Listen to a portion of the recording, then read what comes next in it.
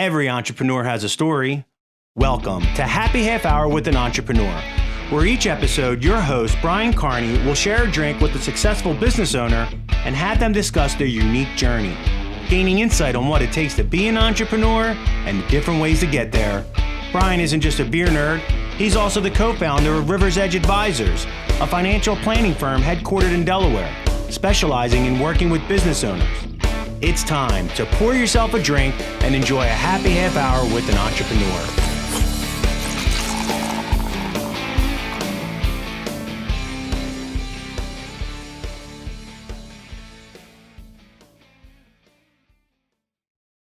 Everyone, welcome to Happy Half Hour with an Entrepreneur. I'm your host, Brian Carney. My guest today is Edrees Siddiqi. For a number of, oh God, that sucked.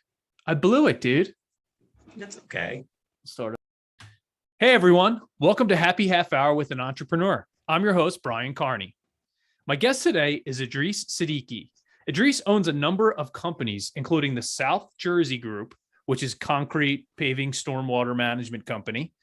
And twice, dude. So close. I've never messed up twice.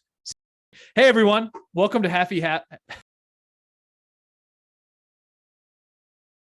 Hey everyone, welcome to Happy Half Hour with an Entrepreneur. I'm your host, Brian Carney. My guest today is Edrees Siddiqi. Edrees owns a number of companies, including the South Jersey Group. South Jersey Group is a concrete, paving, and stormwater management company. He also owns South Jersey Recycling. His background is incredible. He was born in Kabul, Afghanistan, and emigrated to the United States when he was just 3 years old. He also spent time as a Department of Defense interpreter for the Marine Corps in Afghanistan later in his life. Edrees, welcome to the show. Thanks for having me, Brian. Yeah, this is exciting. I'm looking forward to talking to you. So same here.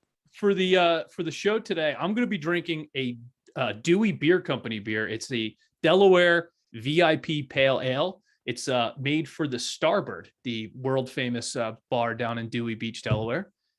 What are you going to be getting after today? Well, I'm not a big beer drinker, Brian. So I decided to go with, Old Faithful, a little tequila at 3:30 on a I love it. on a Monday. Yeah. What the heck? Why not? I love it. That's great. Well, cheers. I'm looking forward to talking to you today. Cheers, buddy. All right. Well, let's start with, tell us a little bit about your companies.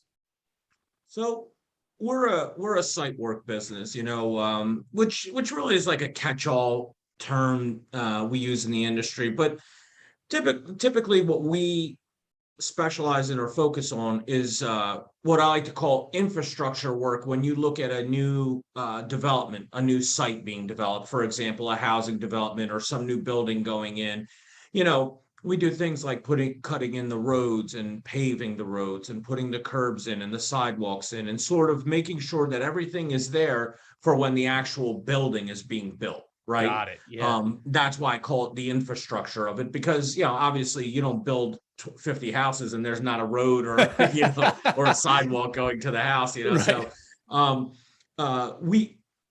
our businesses are most of what we do is interrelated. So even the South Jersey Recycling, which is our trash business, which is really a roll-off dumpster service. Yeah. It stemmed from like our own personal need for these things. And, being young and maybe a little bit naive, we thought, hey, well, why don't we just own our own trucks and our own containers, Hey, we need this. Why don't we do it? Exactly. Yeah. Exactly. So we did, that is our core business, the site work business, the scrap metal businesses, the recycling businesses. Those are sort of like ancillary businesses that were formed after we had this core business that we wanted to get up and running, which is the South Jersey Group, which we call SJ Group now because we do work in, southeastern PA, Delaware. Sure. Not just South Jersey. By the way, that's how narrow-minded we were when we were getting going. Like, oh yeah, we'll be like great in South Jersey, like like total idiots. Yeah, that's a little limiting in the absolutely. What could be. Yeah. Absolutely. So you guys are basically like the first ones in a neighborhood. That's right. Yeah. That's right. We're the first ones in. That's Okay. precise.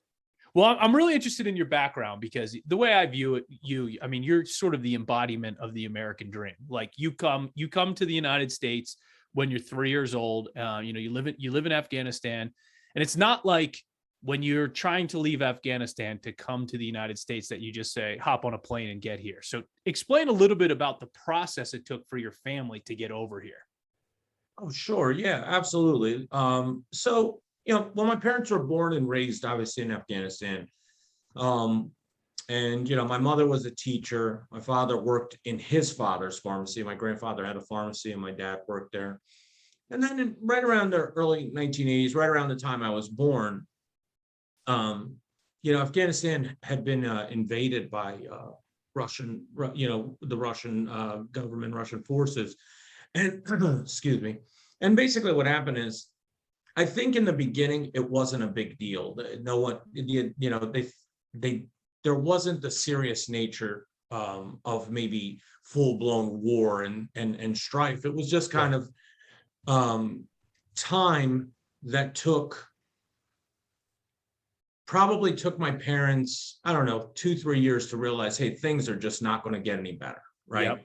So they decide, let's move. And you got to imagine at this time, there's a lot of chaos in their lives. My dad is one of 11. My mom is one of 14. Oh, wow. Both my mom and dad's, both of my parents' fathers had passed away at this time where they're making this decision. Oh, no good. one knows exactly where to go.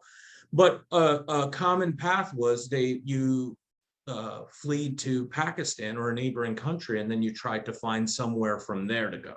Got it.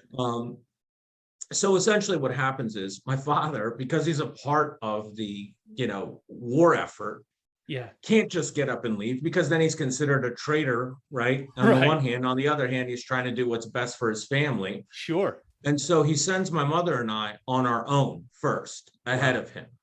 And I don't even think they knew this. And I've never really asked them, but my mom was pregnant at the time. She's maybe a couple months pregnant.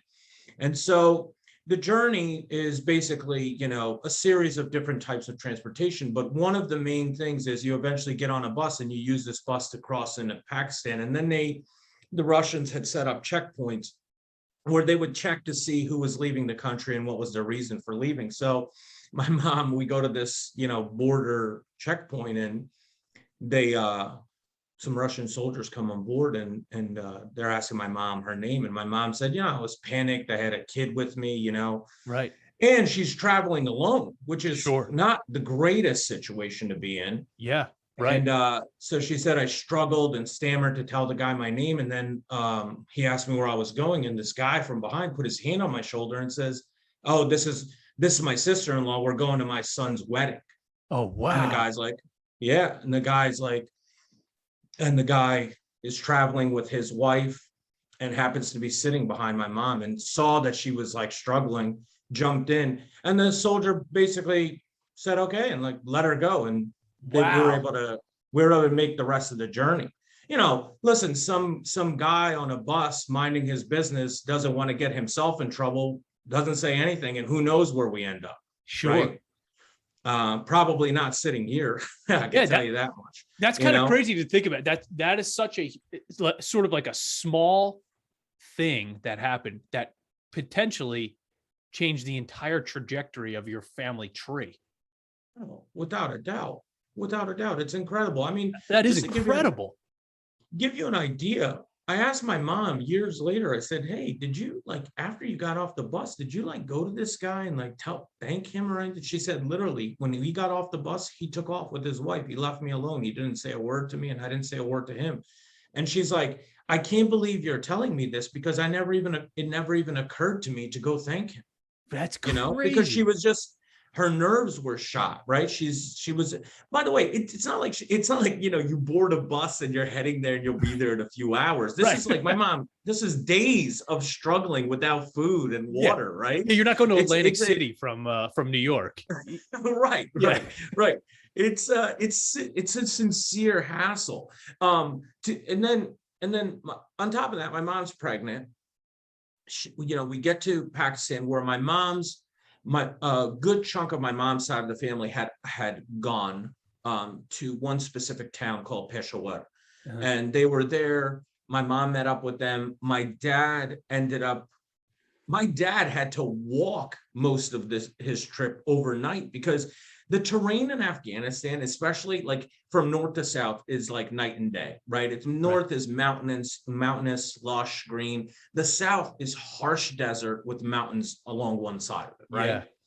Yeah. You can't imagine walking for weeks in that kind of terrain. It's miserable. Right. But to give you an idea, my mom gave birth, right? This is how tough these people are, my parents, right? I couldn't do what they did. I think about it sometimes. I just don't know that I'd just be like, all right, man, I guess this is it. Like, I'll just stay here and see what happens, you know? Like, I'm not leaving the United States, you know what I mean? Like, this is what I've known. It all goes down here, you know? Yeah. So, but listen, thank God for their foresight. Sure. Right? So to give you an idea, my mom gave birth to my brother 2 months premature. He weighs barely 2 pounds. Wow. In a hospital in the 80s in Pakistan. Right. Like, that's not great. That's not great today in the United States. You know what I mean? Like, yeah. In those days, to give you an idea, my mom told me a story about how there was another lady in the hospital and they literally dropped her kid in the hallway and he died. And they were like, sorry, yeah, we dropped your kid in the hallway. Like, he literally slipped out of our hands. We cracked his head on his, you know what I mean? It's unbelievable. That's unbelievable. That's the kind of hospital my mom gave birth in. Yeah. Fortunately for my brother, my mom is his blood type. And my mom had a brother who was her blood type and his blood type. So they were able to give blood to him, right? Because he needed transfusions and whatever else. During his time, he was in an incubator for a long time. Yeah. Several months. I mean, I think he was a couple months old before my dad even met him. Wow. Okay? That's crazy. Yeah. So if you think, right, my dad comes there, he comes to Pakistan, he meets up with us. You know, they've been through all this physically trying things. They've been through, they're emotionally drained. They're just trying to figure out where to go. And my parents decide they want to come to the United States. At this time, some of the family members are moving into Europe. They're going to Holland and Germany and Italy, so on and so forth, England.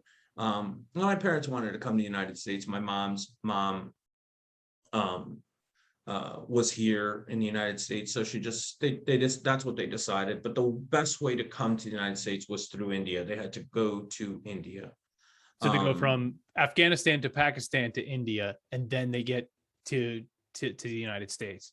We stayed in, I want to tell you, we stayed in India, in New Delhi, for probably 8 months or so. I know it was almost a year.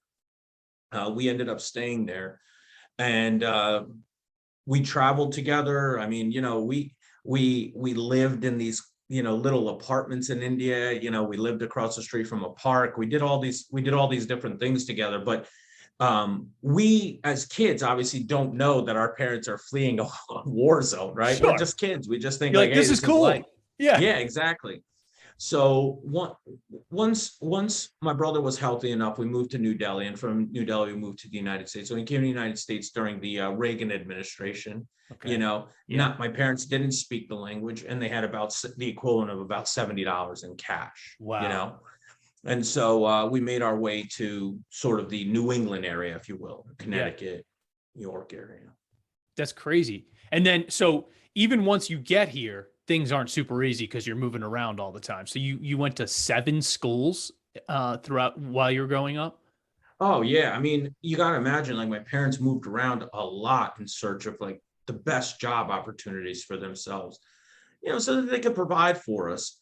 At the time, I didn't really enjoy all the moving around, to be honest. I had, you know, the unfortunate role of being, you know, the new kid pretty much every year or two until I went to high school. Right. So you know, it wasn't the greatest, I would say, in terms of like feeling like you had a home and a place and friends. And I I constantly had to make new friends. Like that was just a thing I had to do. And I kind of got used to it. And it's funny, my parents moved, we lived in Brooklyn. We lived in Connecticut, in Waterbury, Connecticut. We lived in Queens, New York. We lived in outside of Reading, PA, and that's eventually where I went to high school. But I never held on to friendships as a kid because I just thought, hey, eventually my parents are going to be like, we're moving over here. And these kids I'm never going to be able to keep in touch with. Right. And it predates cell phones and stuff. Yeah. I And mean, MySpace. you'd literally have to be a pen pal, you know? Right. Yeah. Right. No MySpace, no Facebook, no No, Instagram. no, Yeah. no. But I will tell you, looking back on it, there were some major positives that came from all the moving around.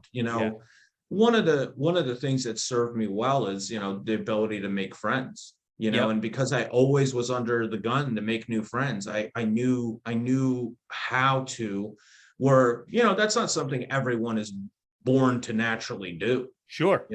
Yeah. So that is a huge positive to be able to, integrate yourself into a community multiple times as a kid. That can't be easy to do. Most kids switching schools one time is really difficult, let alone 7 in different parts of the country, Right. So you go to Penn State, you graduate from Penn State, and then an opportunity comes up for you to go back to Afghanistan. Talk a little bit about that. So I essentially, I go to college. I study, economics and finance, and I think to myself, well, I'm gonna one day work on Wall Street. Yeah. I laugh because I think of the things like I just a few months ago I listened to the John Boykin episode, right? And he's like, I didn't even know selling insurance was a thing, right? And it was the same thing for me, what I thought of getting a degree in business was you worked on Wall Street or you worked at a bank. Yeah. Right. That was like the next step in line. Correct. It never occurred to me to be like, oh, you could be like the CFO of Coca-Cola. That didn't occur to me. Like that's a job. You know what I mean? Like in my thing, I grew up. Right. You have to remember, I'm the firstborn child of immigrant parents, arguably from South Central Asia. So to them, if you're not a doctor or a lawyer, to them, the VP of finance for Costco is broke, right? That's not a real job to them. It's but if I was a podiatrist per se, they'd be like, oh my God, this guy's brilliant, So I tell you this because I went to work. I decided after college, I had a few job opportunities, but I took one with a really small soda company that I had interned for while I was in college, right? And the company was called Boylan Bottling. The guys that owned that were eventually become my brothers-in-law, by the way. Oh, I didn't know that at the time, but that's crazy. That's crazy. Yeah, that's Nicole. That's Nicole's older brothers own that. So anyway, the experience was fantastic. I went to go work there. I learned a lot. I mean, I worked a lot of hours there. I basically treated that job as kind of like a, postgraduate degree. Sure. I went to work every day. I spent a lot of hours there, and I learned a lot about operations and logistics. Oh, okay. And I got really involved in the production. I started to really enjoy the manufacturing business. Okay. And so they gave me several opportunities, and my two brothers-in-law, to their credit, are really bright guys, really smart guys. Mark, my brother-in-law Mark, is like a food scientist from Penn State. My other brother-in-law Ron's a really bright guy himself. He's well-read, well-traveled, those kinds of guys, and they gave me a lot of opportunities there. And what happened is nothing against them, but they took on a VC, private equity company, and all of a sudden the culture there really changed. Sure. And I went from somebody who really loved his job to somebody who hated. It's brutal. Right? Yeah. Yeah. So I'm on the phone with my mom, right? And I say to her, look, Mom, I hate my job. I hate the people I work with. I hate going, And she was like, well, there's this opportunity where they're hiring people that speak our native language, which is Pashto. That's spoken in the south of Afghanistan, and in the northern part of Afghanistan, they speak Farsi, which is similar to the same language as they speak in Iran, right? Okay. Yep. So the need for Pashto speakers was very high, and the reason why is as the military made its move, they were moving closer towards the south. They had invaded the north and then were working their way south. And the challenge is that English-speaking Pashto-speaking United States citizens, there's only, I want to tell you, if I remember it correctly, there was only like 30 to 40,000 capable individuals. Yeah. Right. So I told my mom, I was like, okay, yeah, what's the big deal? How hard could it be? I'll do it. What's the big deal? So I go ahead and do it. And, just like everything else, it was not easy. It was not straightforward. It was so difficult. It was, the application was 100 pages long or something ungodly. Oh, good Lord. And what ends up happening is I get into the program. I go down to Fort Meade, and I go through the training, and it's a pretty extensive background and polygraphs and you name it. I mean, they're trusting you with information and, sure. Sometimes classified information. So they want to make sure that who they're bringing on is someone that's trustworthy. I went through the entire process, and so I think the class started out with like 100 people in it. And eventually every week some people would get eliminated. Oh, wow. And when there was about 80 or 90 people, so pretty early on, left in the group, they asked for volunteers because you're working for the Department of Defense, but the Department of Defense is the Army, the Navy, the Coast Guard. It's everyone. It's not just, the Army, right? Yeah. So the one area they had the biggest problem is people would go through the entire program. The government would spend all this money getting them through the program, and eventually they'd get assigned to a Marine Corps unit and they'd want to quit. Sure. Yeah. Right. And say, I'm not going with I'm not Marines. doing that. That's too dangerous. Right. Yeah. I was hoping you would send me over there with the Army, where we're setting up bases and running logistics and stuff. So not on the front lines. That's right. So they asked for volunteers, and I was the only person in the group that volunteered to go with the Marine Corps.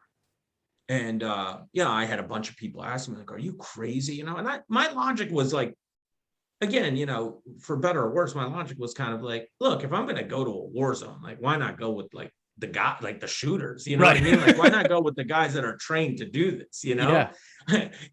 You're part of a supply convoy and get blown up. That sucks. Why not be with these guys? Those are some basic, what do I know? At the time I'm 23, 24 years old, right? You're invincible when you're that age. Most of the time. Yeah.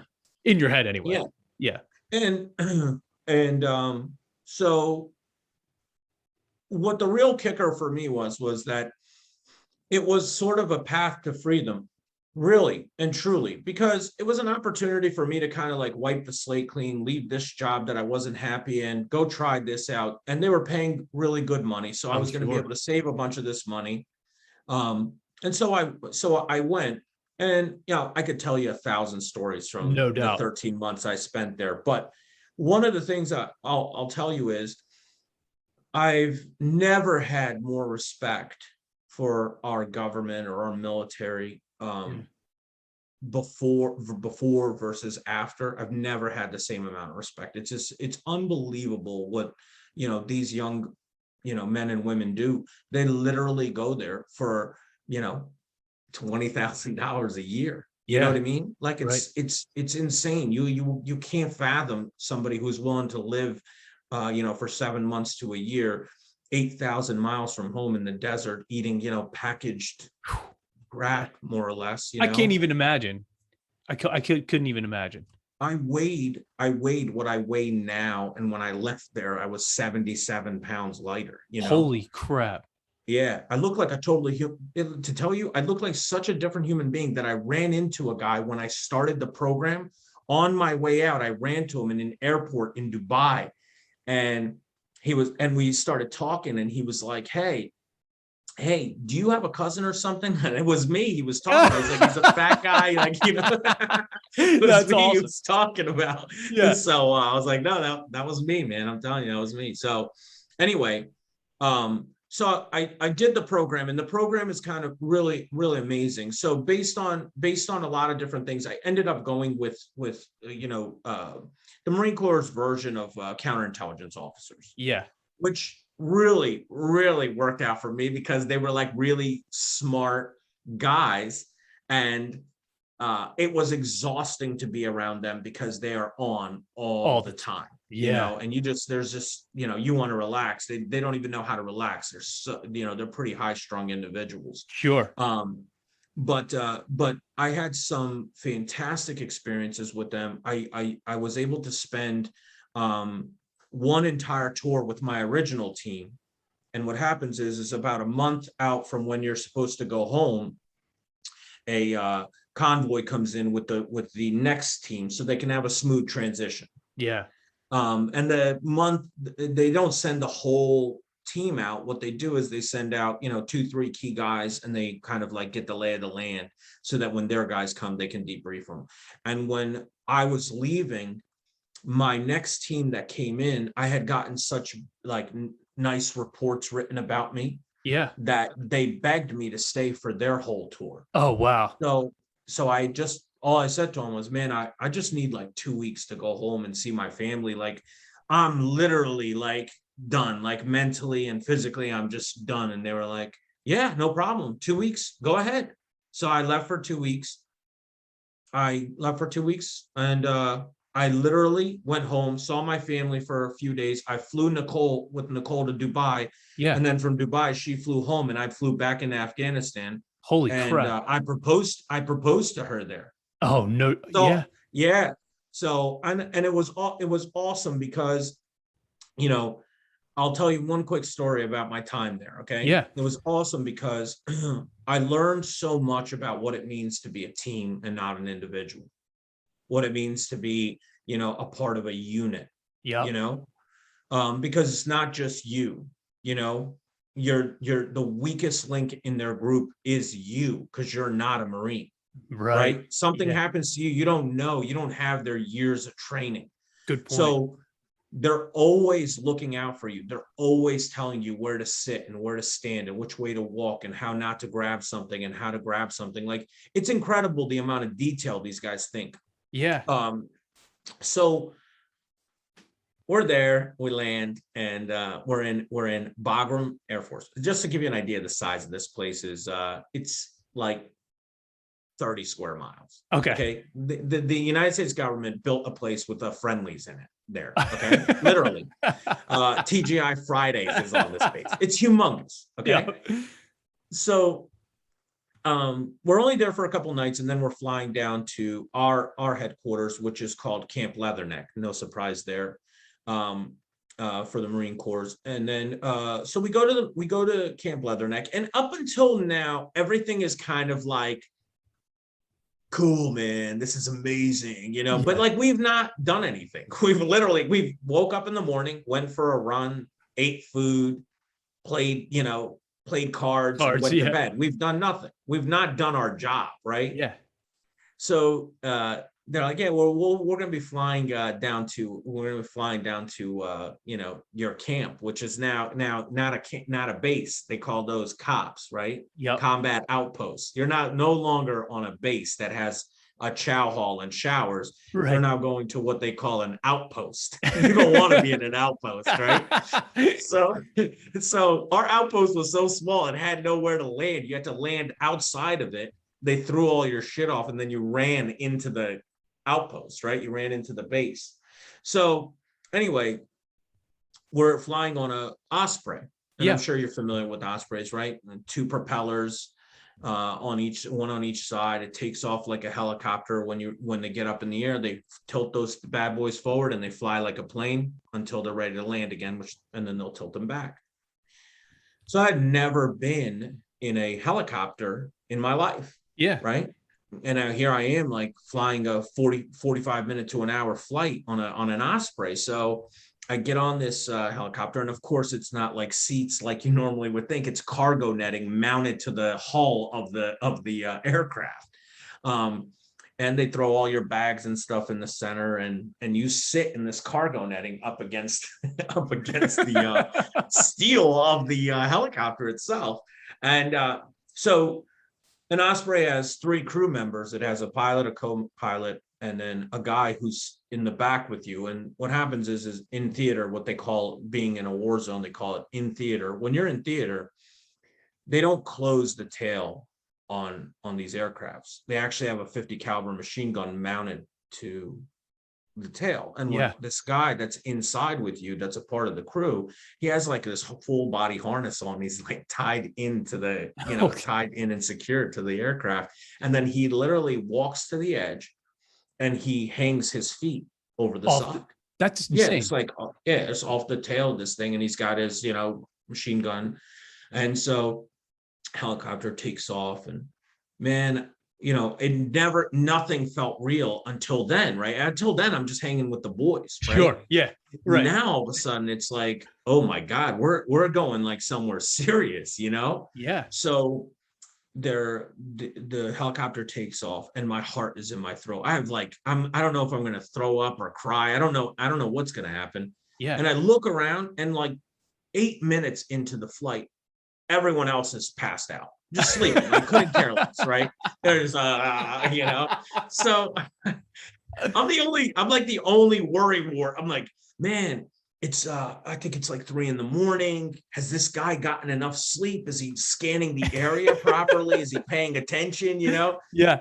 So needless to say, as you can see, we landed in one piece. We get off, and I noticed this kid that was wearing the harness, that was manning the gun. I noticed he's sitting over there by himself. I kind of go over to him. I'm like, hey man, I got a question for you. And remember, like I'm got a clean cut. I'm wearing a Marine frog suit. I'm wearing a Marine uniform. Right. He can't necessarily tell the difference between me and one of the guys in my unit. Sure. Right. Yep. So I said, I'm like, hey man, I had a quick question for you. I said, what? I said, did you get enough sleep last night? Like, were you paying attention up there? And he's like, the hell are you talking about? I'm like, no, I'm just saying, like, you were manning the gun. Like, were you okay? Like, you feeling okay? He goes, he's like, let me explain something to you. Okay. So he said, there's 3 crew members, pilot, co-pilot, and gunner. And he said, every time there's a shift, we rotate the job of gunner. And every time it's my turn to be on that gun, I pray to God someone shoots at us because I want to unload that. All right. And I slept on every flight after that. It's like, hey man, these guys, this is what they're looking for. They're ready. So they're looking for. Yeah. So why am I all tense? So I had an amazing experience. I keep, I try to keep in touch with the Marines that I was there and deployed with. I came back, I used the money to pay down my personal debts and use it as a startup money, for what I wanted to do. Yeah. So, all right. Well, so 2 parts. First of all, I'd be remiss if I didn't ask you about it, because literally over the weekend, the Taliban took over, the entire nation basically, and the capital fell and whatnot. And one of the articles I read yesterday was that there's a real concern for Afghan interpreters, that they're sort of being sought out and lined up. So, not to make this a political thing or anything, just kind of interested in your take about what's going on there right now, given that you are from there and went there as part of the with the Department of Defense. Well, my personal belief is that, I never, quite frankly, I don't know enough about the politics of it all, but I can tell you I'm not a political person, right? Yeah. But one of the things, I never understood the rush to get out of there. I mean, we still have a base in Okinawa, in Japan, right. And no one says like, hey, we should have gotten the hell out of there. Japan seems to be pretty stable, it's insane, Yeah. And the other thing is that for me, I saw those guys like firsthand, what they call those guys local interpreters. Yeah. Okay. because they're from there. Sure. And a lot of them, man, their families had been tortured and all kinds of bad stuff had happened to them. Yeah, right. And that was one of the main reasons why they even helped, U.S. forces, or actually I should say NATO forces, because they are helping the Brits. They're helping, anybody that was there. Yeah. So the crazy thing to me is that there wasn't some sort of an end game for at least those people that kind of like worked with the military, helped the military, at least give them an opportunity. Yeah. I know, look, you can't save millions of people, right? Sure. It's just not possible. Yeah. But I thought that it should have been at a minimum, there should have been at least a strategy for those people, because they did. I mean, they risked their lives every day by coming to the base. Absolutely. and working with the military, Yep. and anybody will tell you, hey, I got letters of commendation. I got people that praised me here, left, right, and everywhere for doing my service and stuff. But honestly, those guys knew the local terrain. They knew which trails to take, which routes to take. They knew all of that stuff. And that's not something I could have helped them with. Absolutely. Yeah. Yeah. Yeah. So yeah, that they did. I mean, some of those guys really saved American lives. Yep. I think that's very well said. So you take the money, pay off all your personal debts, and use it to start a business. So is it that straightforward, or is it explain how that went down? Yeah, no. So I come back, I really don't want to work for anybody, right? I really want to go into business for myself, right? But I don't necessarily know what I want to do. And honestly, the path of least resistance for me was my father-in-law, who's an incredible guy, right? Like one of the most hardworking guys. He owned a small demolition company. Okay. He had a couple of guys, a couple of machines, a pickup truck. He did little jobs, and he had little niche things that he was involved in. And one of the things I tried to do was I tried to take over his company. Like, hey, I'm going to come and I'm going to work with you. Like, that's what I'm going to do. Yeah. You're going to teach me everything there is to know about demolition. And, my father-in-law is smart. He's a smart man. He told me, he said, look, take it easy. We'll go step by step. You got to learn everything. You can't just jump in day one and, be in charge. COO. Right? Yeah. Right. Right. Yeah. And one of the things I now see much clearer, at the time found frustrating, but now I see it much clearer, is he just didn't want to have the responsibility of me being successful or not. Yeah. He wanted me to do my own thing. Yeah. Not necessarily be in on his thing. And then if I'm not happy with it, I blame him for why I'm not happy with it. That's a pretty impressive thing for him to do. 100%, 100%. He's smart. That's why, like I said, he's a very smart, old school Italian guy. And when I tell you, I now appreciate it. At the time, of course, I'm frustrated, right? Yeah, right. Yeah. But he and my mother-in-law were super, super supportive of me going out and doing something. And I worked with him and learned a lot. I mean, the guy's a wealth of knowledge when it comes to the demolition world. Yeah. And scrap metal and things of that nature. So what I ended up doing was I started kind of like getting involved in little niche things, right? Yep. So my father-in-law knew how to tear things apart, whether it be, trucks and equipment and buildings and things like that. And what I was trying to do was I was trying to get more involved in the scrap metal end of things. You know, how do we turn this into a saleable item, right? In the scrap metal world. So I did things like I bought, the brass shell casings that get left over after flare guns or, in Groton, Connecticut for the submarine base. Like I put 30,000 miles on my car in 6 months, I drove everywhere. I knocked on so many doors. I tried to get in with this guy named Len Whitehead, who was the head of all of Conrail and CSX's railroad retirement scrap program. So if they retired a locomotive, he was in charge of selling it. I got it. Uh-huh. The guy must have had 200 people in his Rolodex that could do that kind of work. And here I am calling him like, hey, Mr. Whitehead, look, my name's Edrees. I'm from a company called Burns and Farina. And the guy would be like, click, hang up on me. Right? Yeah. Right. I called him so many times. And by the way, he answered his phone by answering it like this, right? Like he answered his phone and this is what he would say. Len. And I was like, oh, because his name was Len Whitehead. He answered the phone by yelling Len into the phone. I was like, and I'm always like, oh, Mr. Whitehead. So anyway, but eventually he's like, hey kids, stop calling me. I'll put you on the bid list, you know? Oh. And so over time, I started to make my own contacts, and eventually I get into tearing down a facility in Kennett Square. Yeah. And that job kind of set things in motion for me because it was a pretty big job. And really brilliant guy, local Delaware guy, gave me an opportunity. Like literally, you saw I was like 25. I think I was 26 or 27 at the time. And he was just like, he had this massive project and he was willing to like negotiate and talk with me and get me involved in it. He had some smart people working for him that worked with us.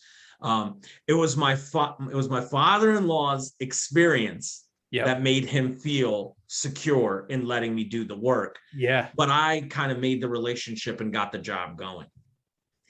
So I get that job. And what happens is we have some issues, personnel issues. Yeah. We end up needing an equipment operator. So my father-in-law's at a scrapyard and he's telling the owners of the scrapyard that he referred to me as the kid all the time. You wouldn't believe what the kid did today. You wouldn't believe what... So he's telling them how I fired a guy off the job and he was our main guy, right? So he's like, you wouldn't believe what the kid did today. You know, he fired our main guy. So a truck driver, a guy who owns his own trucking company, this guy named Mike Moore, happens to be standing in there and he says, look, I know a young kid that would love to come work for you guys. And I was like, all right, well, give me his number. He gave me his number. I called him on like a Saturday. He was huffing and puffing, this kid that answers the phone, right? Yeah. Like he's physically laying block by hand. Oh, wow. Right? And I call him. I'm like, hey, man, look, my name's Edrees. Oh, well, I said, would you like to come run a 80,000 pound excavator for me? He says, when? I was like, Monday, because it's Saturday, right? Saturday. Like, Monday. He's like, yeah, absolutely. Do you need another guy? I was like, sure, bring another guy with you. We got 2 machines. We can get him into another machine. He's like, yeah, absolutely. So he comes down, never having torn down a thing in his life. Him and his father were in the construction business, and they did like, foundation work and concrete work, that kind of stuff. Yeah. And he says, his dad's a talented mason, and I this is where I've been fortunate in a lot of ways, right? Yeah. My partner, John, who I'm talking about now, yep, he's a brilliant guy, right? Sure. Super smart. He understands the world of construction like just about anybody that has 100 years of experience. Yeah. Okay. And he came there and he did such a fantastic job. And I landed another large demolition job right behind it. And because of that, or just as a coincidence? No, because of that, because we were doing what we were doing here, that they recommended us for the guy that owned that property, recommended us for another job down the road. Amazing. And so he came to me one day, John comes to me one day. He's like, look, man, when I came to you guys, I didn't have a lot going on, but I kind of need to figure out what I'm doing, because I really should go back and I work with my dad. Yeah. And I said, look, John, I'm not, my father-in-law's in his 70s. He's going to retire. Like I need, we're young guys. He was 21 when I met him. Think about that. Wow. That's crazy. 21. He's been operating equipment since he's like 5 or 6 years old. As a matter of fact, like there's a great story about him. Like the local fire truck backed into a ditch or a pond or something, and no one could help him because everyone was at work. And John took his father's excavator and pulled the thing out of the ditch, at like 6 years old. Okay, that's amazing. So he's an incredible guy. And so I've been fortunate in that way where I met him and we kind of formed this SJ group, South Jersey group together. And we started to expand. We didn't really focus on demolition. We kind of focused on just about anything that he had knowledge on. Yeah. I kind of trusted that he knew about it. And what I did was I was now on a huge learning curve, right? Sure. How to estimate, how to read the engineer's drawings and all of those things. And I devoured books. I spent hundreds, if not thousands of hours with him looking at drawings and prints over the course of time and trying to learn as much as I could, because he had a wealth of knowledge when it came to that. What he was lacking is I'm not somebody who falls in love with the work. Right. Okay? We are a profit-driven company. We are not in this for revenue. Okay. You can't spend revenue, Brian. Right. You know what I mean? So we that was the thing he was lacking.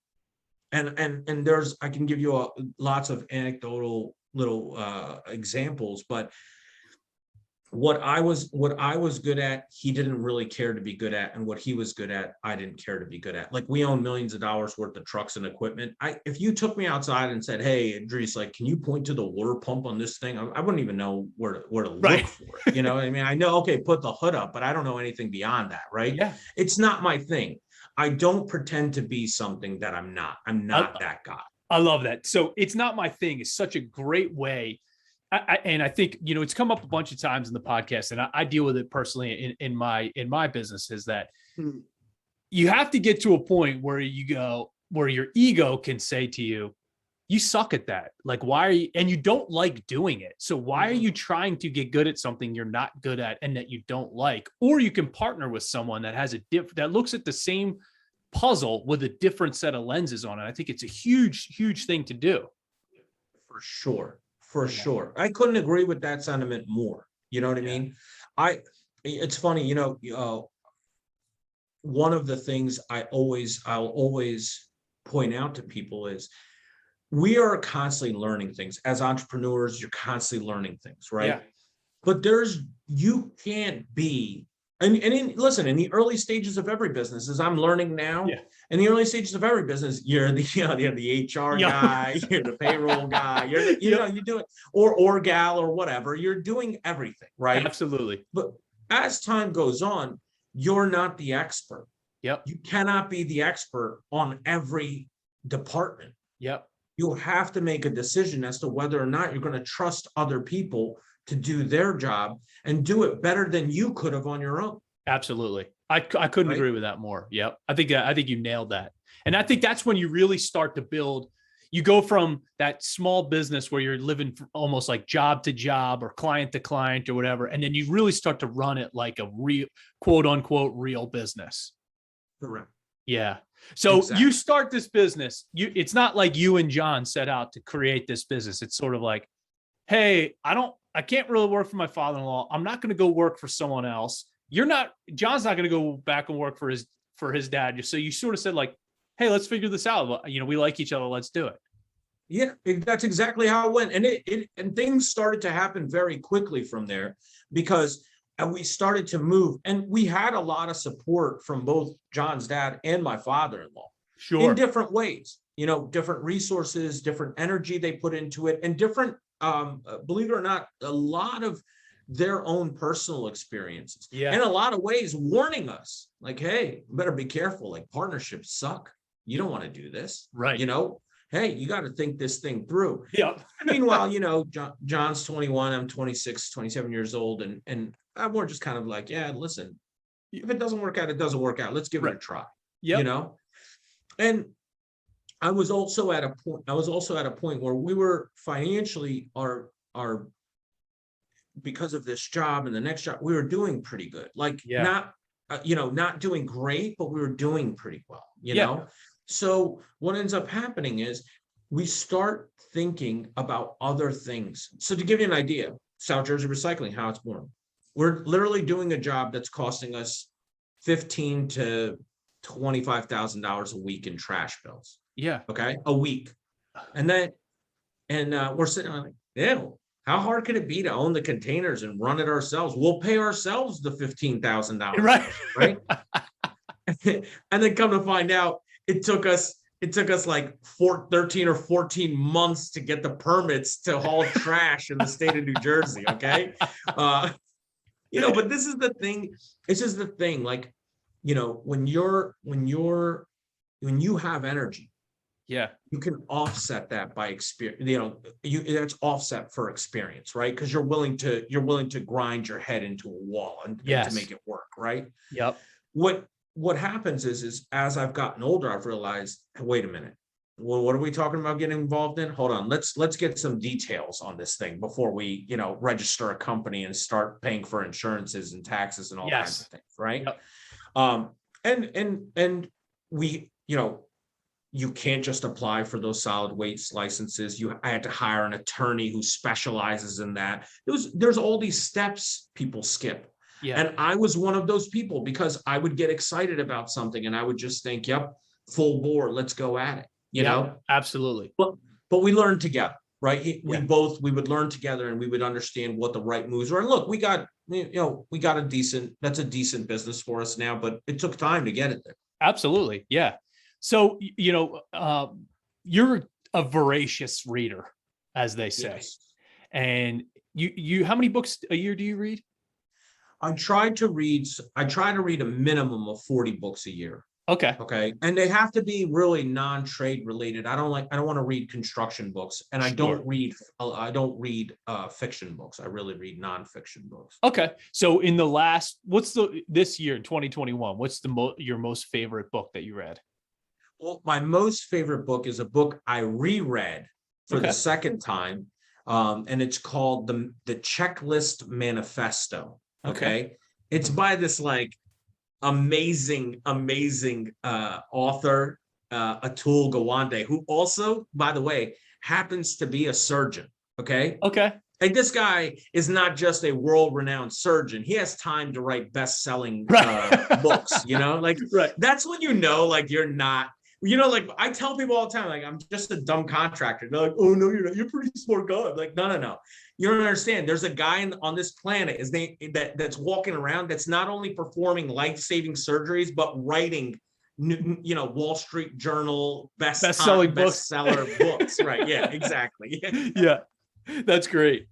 Well, go ahead. No. So I just want to ask you sort of one question as we wrap up here, since we're running out of time.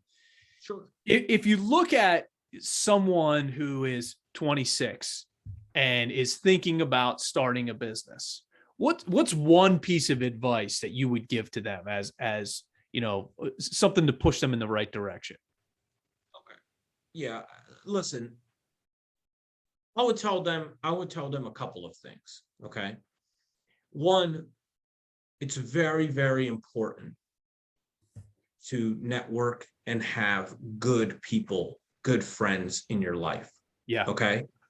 No one gets to where they are by themselves. I sure as hell didn't, we have very, very amazing people that have offered their resources in a lot of ways, time and energy, money, whatever.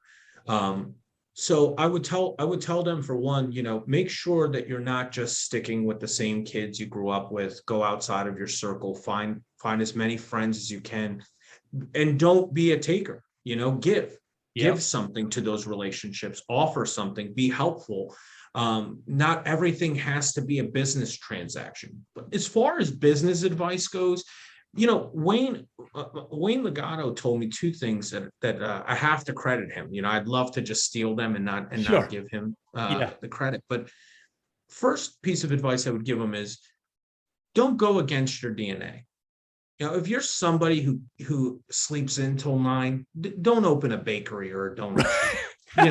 It's business is hard enough. Don't like, if you're somebody who has to be in bed at 8:30, don't buy a bar.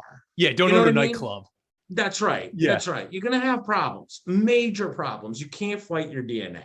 Okay. Yep, that's good. I like that. And the second piece of information is, most small businesses fail. Okay. So one of the things you should do if you're going out there and you want to be involved in a certain industry or a certain business is buy another man's time, buy another person's time.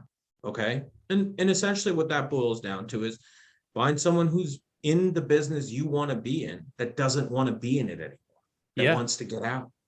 And this is not possible for all businesses, sure, but by and large, it's possible, because think about it. There is a huge advantage to buying an existing business that already has even small things like phones and desks and computers. Yeah. Having that little bit of infrastructure in place helps you focus on the thing you actually want to do, which is run the business. It's a great idea. That's great advice. Yeah. And it helps you to focus on, operational excellence and efficiencies rather than spending time and resources on finding an office to work out of. Right. Yeah. So those are two, I think those are two very important things if you're going out and you want to start a business, and do it sooner rather than later. Yep. I agree. There's never a great time to start a business. It's sort of like, absolutely not. It's interesting as I sort of reflect back on this conversation, it seems to me that in your role in your business is relationship guy, right? You're building the relationships, you're getting the jobs, you're bidding the jobs, you're winning the jobs. That all, to be sort of introspective about it, the fact that you had to go talk to people that you didn't know all the time when you were little is really playing out in your adult life as your main business. And I think you've learned a lot to be able to help you, which I find super interesting. Yeah, well, and the other thing too, Brian, is that one of my biggest issues with people in general is that, and I get that this is a generalization, but it does bother. In our country, we live in arguably the best country that ever has existed, right? Yep. We idolize actors and athletes. Yet most people don't know who like Leon Wiener is, right? From the state of Delaware, like one of the most incredible entrepreneurs the state has ever produced. 99% of people have no clue. No idea who he is. Yeah. Right. Yep. And here's a guy who is the president of the National Association of Home Builders. Okay. And is the only one that's ever been the president whose life-size bust is in the National Housing Center in Washington, D.C. Yep. Right. And no one's heard of him. And to me, like that's the great travesty, is that you're not looking around you and saying, hey, selling insurance is a business. Yep. Going out and talking to people and seeing how their experiences and how they've made things work. And as an entrepreneur, talking to other entrepreneurs, all of us have similar challenges. For sure. Right? Yep. So it's a matter of finding people who are having similar challenges and try not to make their mistakes, but learn from those mistakes. Yep. It's definitely a collegial environment. It's definitely a collegial club that is happy to talk about, landmines that they stepped on to help you navigate around those. I agree with you. Because when they go home, their wives and kids don't give a crap how they made the money. What? They don't like those stories. Who cares? Yeah, who cares? Well, Edrees, this was awesome. I really enjoyed talking to you. Thanks, Brian. I really appreciate it, man. It's good to be with you. Yeah. How was your Don Julio? Was it? I was very good, as always. I wish I would have had some lemonade and club soda, because drinking straight tequila is not ideal, Yeah, right. But whatever. So this beer, actually, I think Dewey Beer Company is actually the highest rated Delaware brewery on Untapped, which is this app that I own for beers, to check them in and to rate them. So I'm actually going to give this a 4 out of 5. I really like this beer, so I'll be definitely drinking this again soon. Yeah, exactly. All right, nice. And if you'd like to learn a little bit more about Edrees and his companies, go to his website at the southjerseygroup.com or on Instagram at sjgroup. And if you want to connect with me on Untapped, my username is brcarney7. To learn more about how my firm helps business owners with their financial planning, visit riversedgeadvisors.com. And finally, to hear past episodes of the podcast, go to happy-half-hour.com. Edrees, thanks again. Cheers to you. Thank you, buddy. Cheers to you. Thank you for listening to Happy Half Hour with an Entrepreneur, sponsored by River's Edge Advisors. For more information on how Rivers Edge Advisors can help you, visit their website at riversedgeadvisors.com. If you'd like to connect with Brian Carney for business advice or just to share a beer, follow him on Instagram at riversedgeadvisors_LLC.